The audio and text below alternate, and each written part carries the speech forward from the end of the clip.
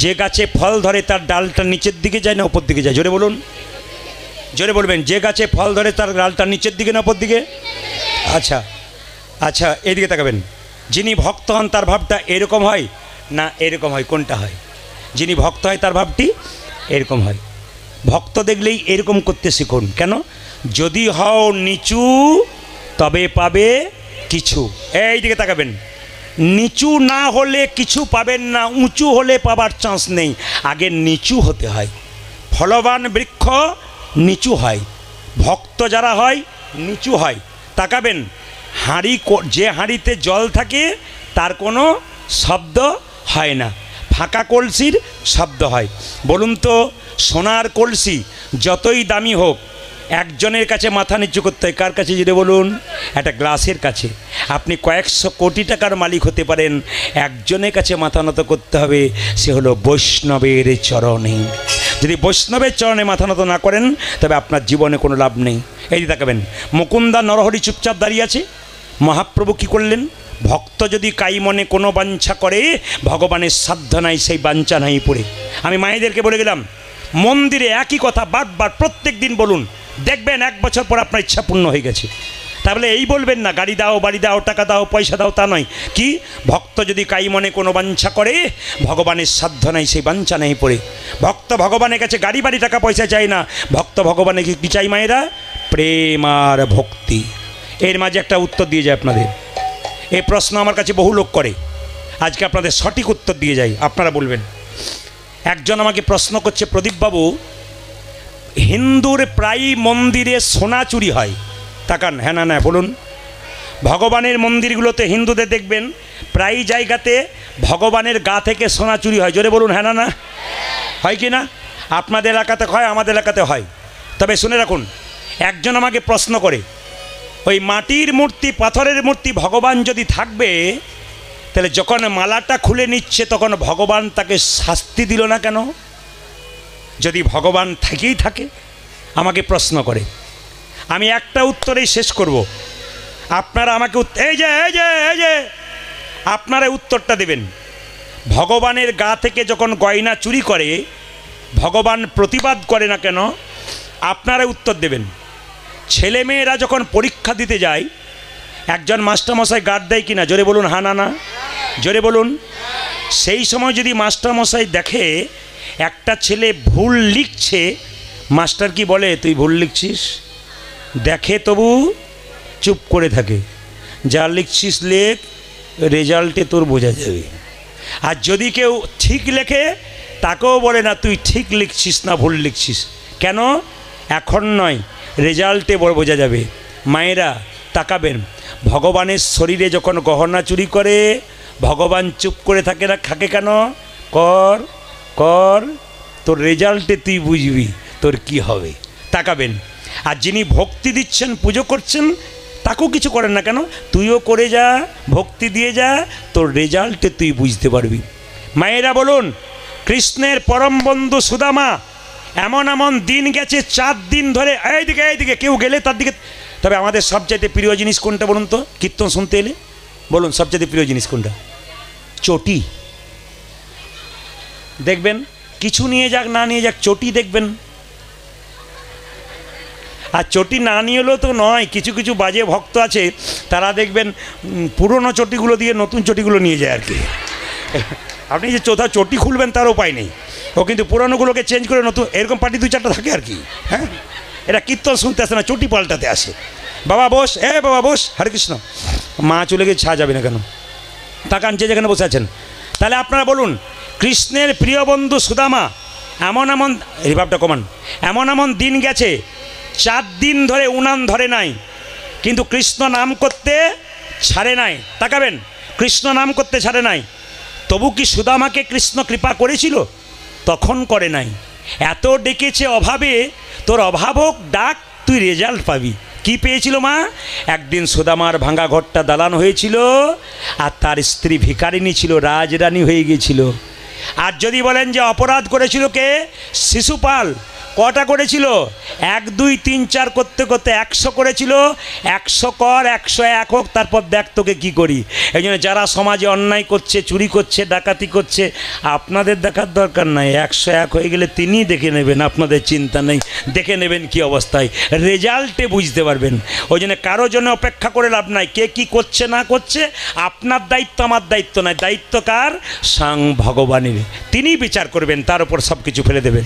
তাই লক্ষ্য করুন মায়েরা, মুকুন্দ সরকার, নরহরি সরকার যখন চুপচাপ দাঁড়িয়ে আছে, মহাপ্রভু শিবাসকে বলছে, শোনো, 2 ভাই আমাকে দেখতে এসছে, আমার আশীর্বাদ নিতে এসছে, চলো আমরা একবার সুরধ্বনি তীর দিয়ে কীর্তন করতে করতে চলে যাই, ওরা 2জন আমাকে দর্শন করুক। মহাপ্রভু চলে যাচ্ছে শিবাসকে নিয়ে কীর্তন গাইতে গাইতে, আর মুকুন্দা নরহরি দেখছে। দেখুন কিভাবে, সুরধ্বনি তীরে তেরা মহাবিলাসয়ে সমবায় বালক সঙ্গে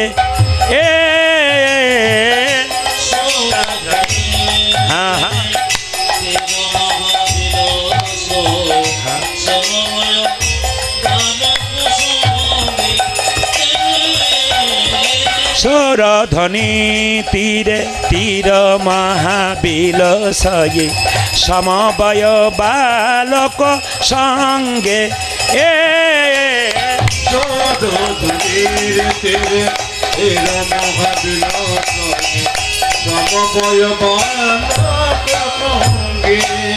করে করতালি ধ্বনিত হরিধ্বনি করে কর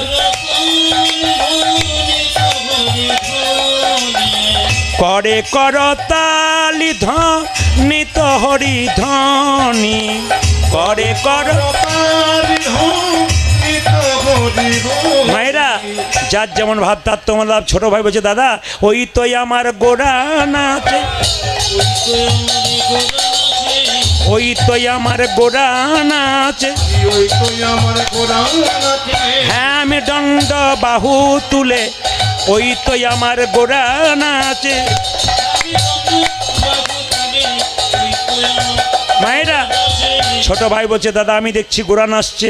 বড় ভাই বলছে, না না আমি দেখছি ওই তো গোড়াই নাচে, ওই তো গোড়াই নাচে,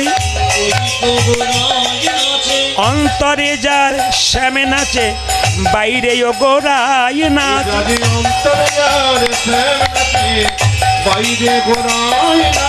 অন্তরে যার শ্যামে নাচে, বাইরে ও গোড়াই নাচে।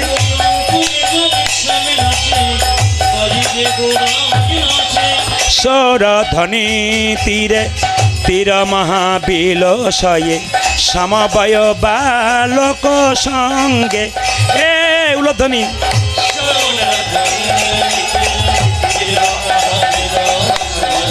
সমবায় বালক।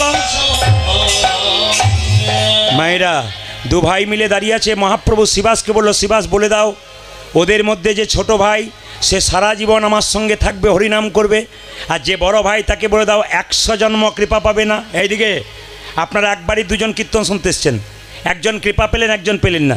যে পেল তার তো আনন্দ হবে, যে পাবে না তার কত কষ্ট হবে। শ্রীবাসে এই যে এই যে এই যে তোমাদের মধ্যে ছোটো ভাইকে আমি, কি নাম তোমার? আমার নাম হলো নরহরি সরকার। তোমার জন্য প্রভু বলেছে তুমি সারা জীবন প্রভুর সঙ্গে থাকবে, হরিনাম করবে। বড় ভাই বলছে আমার জন্য কি বলেছে? তুমি 100 জন্ম কৃপা পাবে না, সঙ্গ পাবে না। যেই না বলেছে 100 জন্ম সঙ্গ পাবে না, বড় ভাই নাচতে শুরু করেছে, জয় গৌর জয় গৌর জয় গৌর। যেই না নাচতে শুরু করেছে, শ্রীবাস বলে হ্যাঁ গো মুকুন্দ, তোমাকে প্রভু বললো তুমি কোনো জন্মে কৃপা পাবে না, আর তুমি জয় গৌর বলে নাচতে শুরু করেছো। সঙ্গে সঙ্গে বলছে আমি যদি হতাম তার তো বিষ খেয়ে মরে দিতাম। শ্রীবাস বলছে, মুকুন্দ বলছে শোনো শোনো শ্রীবাস, প্রভু যদি বলতো কোনো জন্মে সঙ্গ পাবো না, তাহলে না হয় আমি বিষ খেয়ে আত্মহত্যা করে দিতাম। প্রভু বলেছে 100 জন্ম সঙ্গ পাবো না, 100 জন্ম না হয় গৌর গৌর বললে কেঁদে বেড়াবো। যখনই 100 জন্ম পেরিয়ে যাবে, 101 জন্মে প্রভুর সঙ্গ পাব। হরিব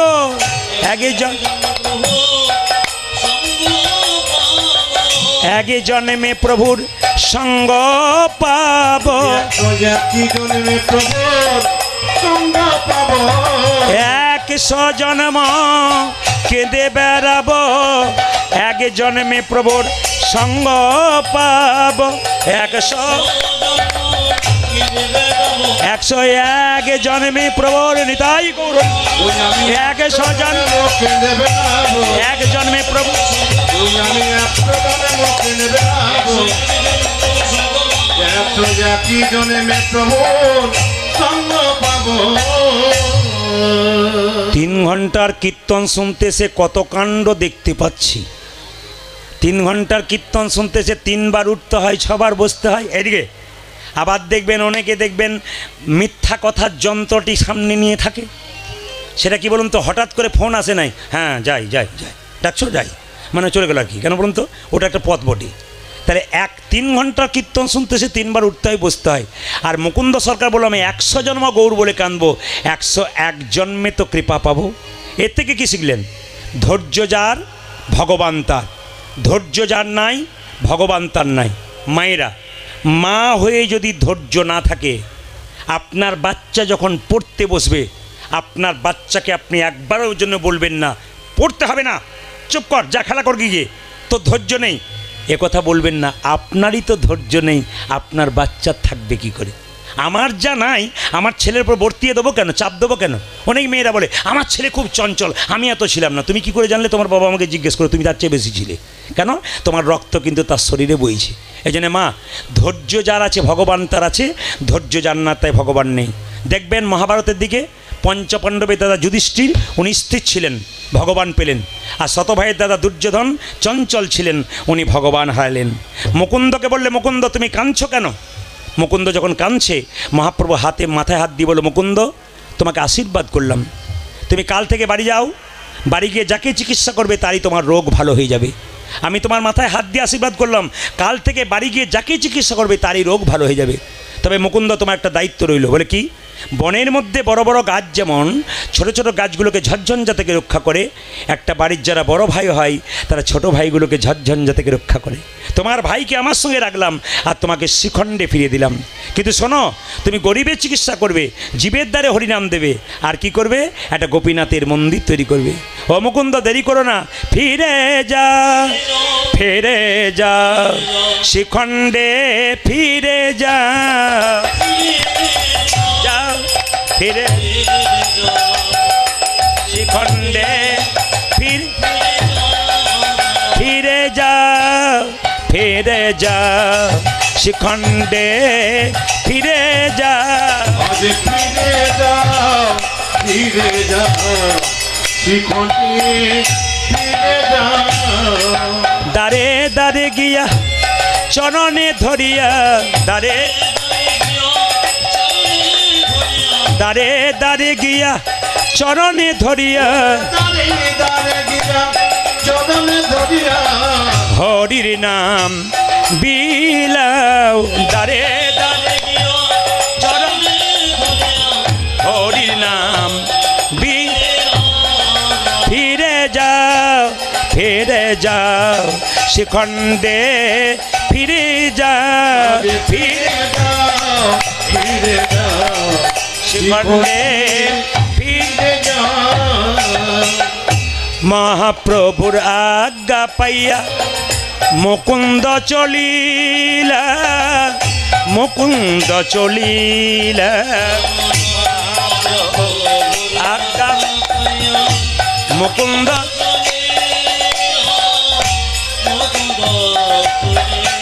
ও যে মহাপ্রভুর আজ্ঞা পাইয়া মুকুন্দ চলিলা, মুকুন্দ চলিলা, আমার মহাপ্রভুর আজ্ঞা পাইয়া মুকুন্দ চলিলা, মুকুন্দ চলিলা। আবার শিখণ্ড গ্রামেতে আসি, শ্রীখণ্ড গ্রামেতে আসি, শ্রীখণ্ড গ্রামেতে আসি, উপনীত হইলা, উপনীত হইলা শিখণ্ড, উপনীত হইলা, উপনীত বলো বলো হরি বল, বলো বলো বলো বলো হরি বল, বলো বলো। মুকুন্দ সরকার বাড়ি ফিরে এলো, একটা গোপীনাথের মন্দির তৈরি করলো। আপনাদের বলে যাই, আপনারা বাড়ি করেছেন, জোরে বলবেন, ডাইনিং রুম করেছেন, বেডরুম করেছেন, কুকিং রুম করেছেন, ভগবানের জন্য রুম করেছেন, জোরে বলুন। কিছু চিবাবেন না মুখে, হ্যাঁ না বলুন। কি করবেন? করেছেন ভগবানের জন্য মন্দির করেছেন। ভগবানের জন্য মন্দির করার একটা নিয়ম আপনাদের বলে দিই। কোন জায়গাতে করবেন? ভগবান তো ছোট, বেশি বড় দরকার নেই। কোথায় করবেন? সিঁড়ির নিচে যে ছোট জায়গাটা থাকে ওখানে করবেন নাকি? এইদিকে না না, প্রায় জায়গাতে করে, ওই জন্যে বলি। প্রায়ই বাড়িতে আমাদের বাসা হয়, বললাম দাদা এত বড় বড় রুম, ভগবানের রুম কই? বলে ভগবান তো ছোটো, তাই সিঁড়ির তলায় ফাঁকে একটা জায়গা ছিল রেখে দিয়েছি। এত বড় রুম দিয়ে কী লাভ আছে? আপনারা যে জানিয়ে দিয়ে যাব যে ভগবানের মন্দির কোথায় করবেন। এইদিকে বাড়ি আপনারা তৈরি করছেন, বাড়ি তৈরি করার নিয়ম বলে দিই। ইঞ্জিনিয়ারিং প্ল্যানে আপনারা বাড়ি তৈরি করেন, কিন্তু আজকে খনার বচনে এমন কিছু কথা বলবো যেগুলো করলে ইঞ্জিনিয়ারিং প্ল্যান নিতে হবে না। আপনি খনার বচন নিয়ম, খনার বচন যা বলেছে, কি বলছে তাকান। বাড়ি তৈরি করতে গেলে দক্ষিণ দুয়ারি ঘরের রাজা, পূব দুয়ারি তার প্রজা, উত্তর দুয়ারির খাজনা নাই, আর পশ্চিম দুয়ারির মুখে ছাই। তাকাবেন কি বললাম? বাড়ি করতে গেলে কোন দিকে দরজা করতে, জোরে বলুন।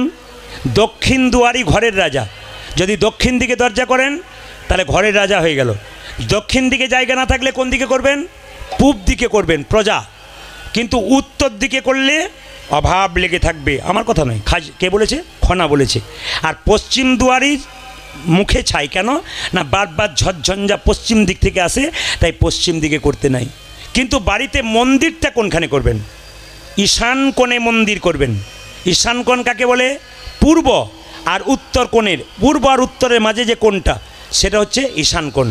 কিন্তু মায়েরা মাথায় রাখবেন, যারা বাড়িতে সংসারে রয়েছেন, দাদা ভাইয়েরা কীর্তন শুনতে আসতে পারেন, আপনারা মাথায় রাখবেন, ঈশান কোণে যদি কারো কোনোদিন বাথরুম পায়খানা হয়, সেই বাড়িতে বছরখানেক কি 2 বছরের মধ্যে একজন সুসাইডের পথে হাঁটতে থাকে, পাক্কা কথা। কিংবা দেখবেন ভালো কাজ আপনার হচ্ছে না। কে বলছে? জ্যোতিষশাস্ত্র বলছে। আমার অনেক জ্যোতিষ বন্ধু আছে, আমি আলোচনা করি, তারা বলে তুই তো অনেক কথা বলিস, তবে শোন, ছাঁকা ছাঁকা কথা বলে যাই। বলে কোথায়? জ্যোতিষশাস্ত্র প্রমাণ করে দিয়েছে কি, যে যখনই আপনি বাড়িতে ঈশান কোণে বাথরুম করবেন, যদি কোনোদিন বাড়ি করেন, সবার কাছে নিবেদন রইল, ঈশান কোণে বাথরুম করবেন না। কেন? ঈশান কোণে বাথরুম করলে একজন দেখবেন সুসাইডের পথে হাঁটতে শুরু করেছে বারবার। যদি বলবেন করেই ফেলেছি, এখন উপায় কি? আপনাদের পথ বলে দিয়ে যাই। সেই উপায়টা কি? জ্যোতিষশাস্ত্র বলল, যদি কেউ ঈশান কোণে বাথরুম করেছেন, তবে 100 গ্রাম লবণ কিনে পাথর বাটিতে আপনি ঈশান কোণে যেখানে পায়খানা ঘরটা করেছেন সেখানে আপনি রেখে দিন, কোণে তাকের মধ্যে। 1 মাস পর পর চেঞ্জ করুন, আপনি বিপদ থেকে রক্ষা পাবেন। কে বলেছে? জ্যোতিষশাস্ত্র বলেছে। তবে মায়েরা, বাড়িতে শোবেন কোন দিকে মাথা করে শোবেন? উত্তর দিকে মাথা করে শুতে নাই। কেন বলুন তো? কেউ যদি মারা যায়, জোরে বলুন, মাথাটা কোন দিকে থাকে? উত্তর দিকে। শুধু ওই জন্য নয়, বৈদিক শাস্ত্র ঘাঁটলে দেখতে পাবেন পরিষ্কার করে বলছে, কোনো ব্যক্তি যদি দীর্ঘদিন ধরে উত্তর দিকে মাথা করে শুই, তবে তার শরীরে রোগের বাসা বাঁধতে থাকে। কে বলছে? বৈদিক শাস্ত্র। দীর্ঘদিন ধরে যারা উত্তর দিকে মাথা করে শুই, তাদের শরীরে রোগের বাসা বাঁধতে থাকে। আমার কথা নয়, বৈদিক শাস্ত্র বলছে। এবার তাকাবেন, যে যেখানে বসে আছেন মায়েরা, দক্ষিণ দিকে মাথা করে শোবেন কেন? আমাদের যারা আত্মীয় স্বজন, বাবা মা কাকা কাকি মারা গেল, তারা সবাই কিন্তু দক্ষিণ দিকে আছে। দক্ষিণ দিকে পা করে কেউ যদি শুই, তাহলে কি হবে না, আমাদের দক্ষিণে যারা আত্মীয় স্বজন, আমাদের বাবা মা জেঠা জেঠি আছে, তাদেরকে অপমান করা হয়। ওই জন্য দক্ষিণ দিকে মাথা করে শুলে তাদের আশীর্বাদ পাওয়া যায়। বাড়িতে আপনার কেউ মারা গেল, তার ছবিটা 4 দেওয়ালের মধ্যে কোন দেওয়ালে টাঙাবেন? খুব নিয়ম আছে কিন্তু। কোন দেওয়ালে? উত্তর দিকের দেওয়ালে দক্ষিণ দিকে মুখ করে আপনাকে মৃত ব্যক্তির ছবি টাঙাতে হবে। সুফল হবে, মৃত ব্যক্তিরও হবে, আপনারও গৃহের লাভ হবে। তবে হ্যাঁ, আরেকটা কথা বলি, অনেকে বলবেন আপনি তো ঈশান কোণে বাথরুম পায়খানা বললেন, ঈশান কোণে মন্দির করতে বললেন, কিন্তু আমার একটাই রুম, ওইখানেই খাই, ওইখানেই শুই, ওখানে যা কাজ করতে হয় তাই করি, তা এখন আমি কি করব? না, আপনি যে বাড়িতে শুয়ে থাকেন একটাই বাড়ি, আপনার অভাব থাকতে পারে, আপনি সেই বাড়িতে সিংহাসনের মধ্যে ঠাকুর রাখুন, কিন্তু মাথায় রাখবেন সারাদিন পুজো পাঠ সব কিছু করলেন, সন্ধ্যাবেলায় আরতি করার পর রাত্রিবেলায় যখন আপনি বিছানাতে শোবেন, আরতির পরে একটি পর্দা ভগবানের সিংহাসনে দিয়ে দেবেন, যেন সেই পর্দাটা ঢাকা থাকে, আপনার শয়ন যেন ভগবানের দৃশ্য না হয়। অন্তত এই মতামত নিয়ে আপনি একটা, এগুলো কেরা বলছে? বড় বড় পণ্ডিতের মতামত। আপনারা এই কাজগুলো করুন। মুকুন্দ সরকার একটা ছোট্ট গোপীনাথের মন্দির তৈরি করলো মা। সেই সময়কার বাংলার নবাব ছিল মালদার মুসলমান, তার নাম নবাব হোসেন শাহ। তার পেটে একবার যন্ত্রণা হলো, কেউ ভালো করতে পারছে না। একজন বলল, নবাব তোমার পেটের যন্ত্রণা ভালো হতে পারে এক জায়গায় গেলে। বলে কোন জায়গায়? তুমি যদি শ্রীখণ্ডে গোপীনাথের মন্দির যেতে পারো, ওখানে মুকুন্দ সরকার আছে, সে চিকিৎসা করে, তবে সাবধান থাকবে, সে গরিবের চিকিৎসা করে, বড় লোকের করে না। নবাব বলে, তাহলে আমাকে তো করবে না, আমি তো নবাব। বলছে না, তুমি ফকির সেজে যাও, তোমাকে যেন চিনতে না পারে। এত বড় বাংলার নবাব ফকির সেজে এলো কোথায় মা? শ্রীখণ্ডে। জিজ্ঞেস করছে, এই যে গোপীনাথ মুকুন্দ সরকারের বাড়ি কোনটা? একজন বলো, ওই যে গো অনেক লোক লাইন দিয়ে দাঁড়িয়ে আছে, ওটা মুকুন্দ সরকারের বাড়ি। একজন বলো, না না, শুধু তাই নয়, দেখবে কীর্তন গান হচ্ছে, ওটা মুকুন্দ সরকারের বাড়ি। একজন বলো, না না, দেখবে মন্দিরে চূড়া দেখতে পাবে, ওই লক্ষ্য করে চলে যাও, লোক লাইন দিয়ে দাঁড়িয়েছে চিকিৎসার জন্য, ওটা মুকুন্দ সরকারের বাড়ি। মায়েরা দেখান, মুকুন্দ সরকারের দরজায় গিয়ে দেখলো প্রচুর লোক দাঁড়িয়ে আছে। নবাব হোসেন শাহ বললো, বাবা আমাকে একটু রাস্তা করে দাও। বলে কেন? আমি গরিব লোক, মানে নবাব ফকির সেজে এসেছে, কাউকে চিনতে দিচ্ছে না, আমি গরিব লোক, আমাকে একটু দাঁড়াতে দাও। সবার মায়া হলো, নবাবকে দাঁড়াতে দিল, চিনতেই পারলো না, ভাবলো ফকির বটে। নবাব মনে মনে ভাবলো, মুকুন্দ সকালবেলায় ঘুম থেকে উঠে স্নান করে তুমি গোবিন্দের ভজনা করছো, এর থেকে আমি নবাব বুঝতে পারলাম কেন তোমার চিকিৎসা ভালো হয়। সকালবেলায় গোবিন্দকে স্মরণ করে কোনো মানুষ যদি কোনো কাজ শুরু করে, তার জীবনে কাজ সফল হবে। সবাইকে বলে গেলাম, বাচ্চাদের পড়াশুনো করাবেন, তাও বলে রাখি মায়েরা, সকালবেলায় ঘুম থেকে উঠে এটা বলবেন, আগে মন্দিরে গিয়ে প্রণাম কর, তোর দাদু ঠাকুমাকে প্রণাম কর, তোর বাবা মাকে প্রণাম কর, মানে আমাকে তোর বাবাকে প্রণাম কর। এগুলো শিক্ষা আপনি দেবেন। তখন দেখবেন আপনার বাড়িতে বড় বয়োজ্যেষ্ঠ কেউ এলে বলতে হবে না, সে গিয়ে প্রণাম করবে, আপনাকে বলবে আপনার ছেলে খুব ভালো। বলে কেন? এলাম আর প্রণাম করলো। তার মানে কি? আপনি শিক্ষা দিয়েছেন। ধ্রুবের মায়ের নাম ছিল সুনীতি। যার মায়ের নীতি ভালো, তার ধ্রুবর মতো ছেলে হবে না কেন? এই জন্য ছেলে যদি কৃষ্ণ ভক্তকে বা কোনো মানুষকে দেখে প্রণাম করে, আপনাকে বলে আপনার ছেলে খুব ভালো, মায়েরা আনন্দ হবে না? এই জন্য ছেলেকে নীতি শেখান, কিছু শেখান, দেখবেন ছেলে বড় হয়ে বলবে বাবা বাবা মাকে জন্য খুব উন্নতি চাইবে, লোকে বলবে খুব কৃষ্ণ ভক্ত সন্তান। সবাই লক্ষ্য করুন, মুকুন্দ সরকার কি করেছে? যখন গোপীনাথে ভজন করছে, নবাব দেখছে, মুকুন্দ বলছে, প্রভু ওগো গোপীনাথ, আমি তোমাকে সোনার মন্দির তৈরি করে দিতে পারলাম না, তবে গোপীনাথে শোনো শোনো, সোনার মন্দির নাই বা রইল, আমার মন মন্দিরে তোমাকে রাখবো। কেঁদে কেঁদে মুকুন্দ গাইছে, আমার মন, আমার মন মন তুমি মদন দাঁড়াবে গো আসি ডাকিয়া, উলধ্বনি মন মদন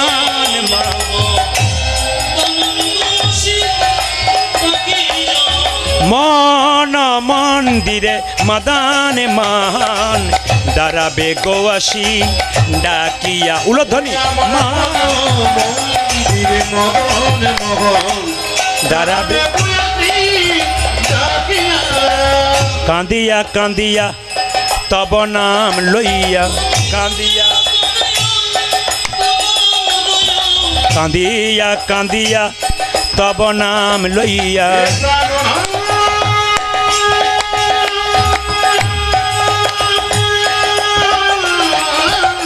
হরি বল হরি বল, কাঁদিয়া কাঁদিয়া তব নাম লইয়া, কাঁদিয়া নয়ন জলে বুক ভাসাইয়া আমি কাঁদিয়া,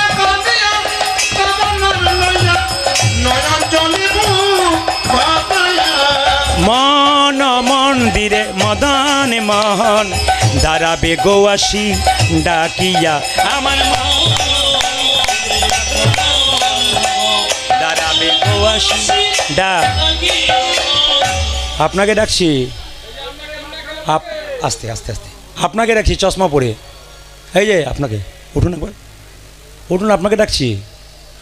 আপনি চশমা পরে আপনাকে ডাকছি, উঠুন এবার উঠুন, আপনাকে ডাকছি উঠুন।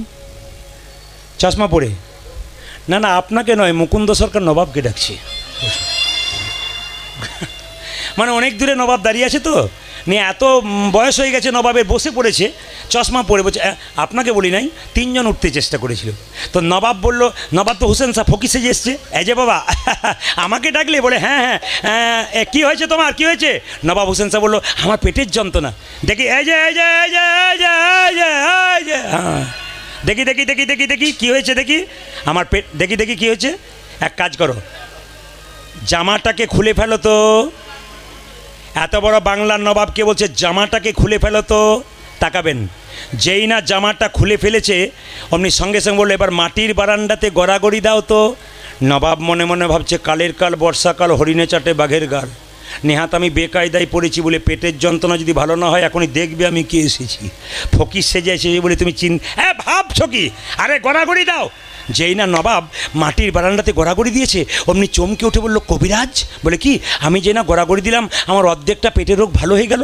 মুকুন্দ সরকার বলল, সবাইকে দিতে দিতে এক একটু মাটিতে পড়ে গেছে, তোমার কাজে লেগে গেছে। দেখি দেখি দেখি দেখি দেখি দেখি একবার হাঁ করো তো। যেই না হাঁ করেছে নবাব, মুকুন্দ সরকার আসল সুরটা দিয়েছে আর নবাবের পেটের রোগ ভালো হয়ে গেছে। মায়েরা, তার মানে কি? ভক্তপদ ধুলি আর ভক্তপদ জল, ভক্ত ভক্ত শেষ হয় 3 মহাবল। আপনাদেরকে বলতে চাই, এদিকে তাকাবেন, আপনাদেরকে বলতে চাই, বাড়িতে যদি কোনো বৈষ্ণব যায় তার চরণ ধোয়া জল বাড়িতে রাখুন। প্রমাণ কি? গঙ্গা থেকে জল আনবেন, ওই জলটা প্রথমে ঘোলা লাগবে, তারপর 10 দিন পরে দেখবেন জলটা পরিষ্কার হয়ে যাবে। পরম বৈষ্ণবের চরণ জল আপনি বোতলের মধ্যে রাখুন, দেখবেন বোতলের জলটা প্রথমে ঘোলা লাগবে, তারপর দেখবেন পরিষ্কার হয়ে যাবে। বৈষ্ণবের চরণ ধোয়া জল, আধুনিক যুগে ছেলেরা কি বলবে? জীবাণু থাকবে। আচ্ছা ঠিক আছে, যদি তাই হয় তাহলে বৈষ্ণবের চরণ ধোয়া জল মাথায় দিন, বাড়ির চারিদিকে ছড়িয়ে দিন, যার চঞ্চলতা আছে, অস্থিরতা আছে তাকে দিন, দেখবেন বৈষ্ণবের কৃপাতে তার মাথা ঠান্ডা হয়ে যাবে। কারণ শাস্ত্র বলেছে, ভক্তপদ ধুলি আর ভক্তপদ জল, ভক্ত ভক্ত শেষ হয় 3 মহাবল। এটা শাস্ত্রের কথা, আমার মুখের কথা নয়। তাই আপনাদের কাছে নিবেদন রইল মায়েরা, যেই না নবাব, আপনাদের একটা সুন্দর কথা বলে যাই, যারা মনে করে MA BA পাস করার পর হরিনাম শোনার দরকার নাই, আমি চাকরি পেয়ে গেছি বাস, আমার আর শোনার কী দরকার আছে, তাদের জন্য বলে রাখলাম, কয়েকদিন আগে আমি হুগলিতে গান করছিলাম, 3টে মেয়ে 3টে গোপালকে কোলে নিয়ে আমি যেখানে বাসায় আছি সেখানে গিয়ে প্রণাম করতে গেছে। এবং গোপালকে নামিয়ে আমাকে প্রণাম করছেন কেন? গোপালকে রেখে নমস্কার করুন, বরং আমি গোপালকে প্রণাম করি। 3টে মেয়ে বললো, আপনার কীর্তন শোনার জন্য কলকাতা থেকে এলাম। বলে কেন? কলকাতায় পান না? বলে পাই না সব জায়গায়, বলে এলাম, আমাদের আত্মীয় বাড়ি। তো এসেছে মা, স্টেজের উপরে গান, 3টে গোপালকে নামিয়ে 3টে মেয়ে সামনে বসে আছে, কীর্তন চলছে, খুব উলুধ্বনি হরিধ্বনি দিচ্ছে, কিন্তু কীর্তন শেষ হয়ে গেল, 3টে মেয়ে গড়াগড়ি দিচ্ছে ধুলোতে। সব মেয়ে পালিয়ে গেল কীর্তনের শেষে, প্রণাম করে ওই মেয়ে 3টে গড়াগড়ি দিচ্ছে। জিজ্ঞেস করলাম একজনকে, আপনি এত সুন্দর শাড়ি পরেছেন, গড়াগড়ি দিচ্ছেন কেন? তখন ভদ্রমহিলা বললেন, আসলে না, আপনি তো কীর্তনে বলেছেন, স্বামীর যদি 10টা কাপড় থাকে, যদি কেউ মারা যায় তবে তার একটা কাপড়ও চিতাতে দেয় না। যেমনটি এসেছিলে তেমনটি তুমি যাবে। দাদা, সব যদি খালি হাতেই যায় তো পোশাক ময়লা হলে কি হয়? আমি তো ভক্তের আপনি কি করেন, হাউস ওয়াইফ নাকি? বলে না না, একটা ছোটোখাটো কাজ করি। বললাম কি করেন? শুনলে চমকে যাবেন। যারা শিক্ষিত আছেন, নিজেকে শিক্ষিত মনে করেন, ভগবানকে বিশ্বাস করেন না, ভগবানকে হেট করেন, অনেকে দেখবেন আমাদের হিন্দু সমাজ ঘৃণা করে, অনেক খারাপ খারাপ কথা বলে, তাদের জন্য বলে রাখি, যারা শিক্ষিত হয়ে ভগবানকে ভজনা করে না তার জন্য বলে রাখি, মেয়েটি বলছে আমি কলেজের প্রফেসর। বাহ, অধ্যাপিকা? হ্যাঁ, আমার স্বামীও তো। আপনি গোপাল নিয়ে এসছেন? বলে কেন আনবো না, আর অসুবিধে কী আছে? না না, আপনাকে দেখে আমার ভক্তি হচ্ছে। এখনকার এডুকেটেড মেয়ে ছেলেরা যারা হয় তারা তো ভগবান ভজনা অনেকেই করে না। উনি তখন বললেন, বিখ্যাত বিজ্ঞানী আইজাক নিউটন, এত বড় বিজ্ঞানী, ভগবান বিশ্বাস করতেন। উনি বললেন, আইনস্টাইন বিখ্যাত বিজ্ঞানী, জীবনে আমিষ খায় নাই, নিরামিষ খেয়েছে। উনি বললেন, ভারতবর্ষের বিখ্যাত প্লেয়ার বিরাট কোহলি এত 6 মারছে, জীবনে কোনদিন আমিষ খায় নাই, নিরামিষ খেয়েছে, তার স্ত্রী অনুষ্কা, এবং সে ভারতবর্ষের যিনি ক্যাপ্টেন তিনি হলেন রোহিত শর্মা, জীবনে আমিষ খায় নাই, নিরামিষ খেয়েছে।